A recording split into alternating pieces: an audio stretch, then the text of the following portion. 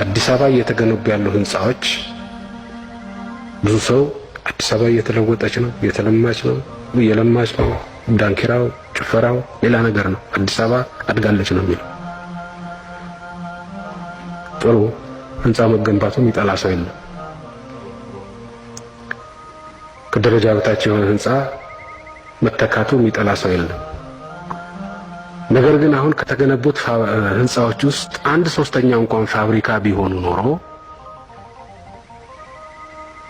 በአገሪቱ በአጠቃላይ እድገት ላይ ሊኖር ይችል የነበረው ተጽዕኖ በፍጹም መገመት አያዳግትም። ወደ ማኒፋክቸሪንግ የሚገባው ህንድና ቻይናና ቱርክ ነው። በቱሪስት ካፒታል ለዘላለሙ ማደግ አንችልም።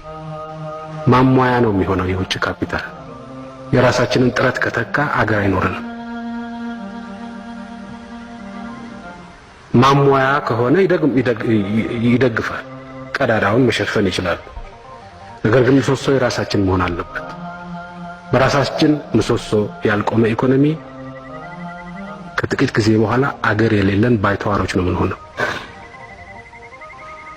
ስለዚህ የኛ ባለሀብት ማኒፋክቸሪንግ ላይ እየገባ ያለው በጡጦ ነው እየተንጠባጠበ ወደ ካፒታል ወደ ማኒፋክቸሪንግ እየገባ ያለው። በህንጻ ግንባታ ግን እንደ አንድ ነገር ነው፣ በሰርቪስ ግን እንደ አንድ ነገር ነው። ይሄ ለምን ሆነ?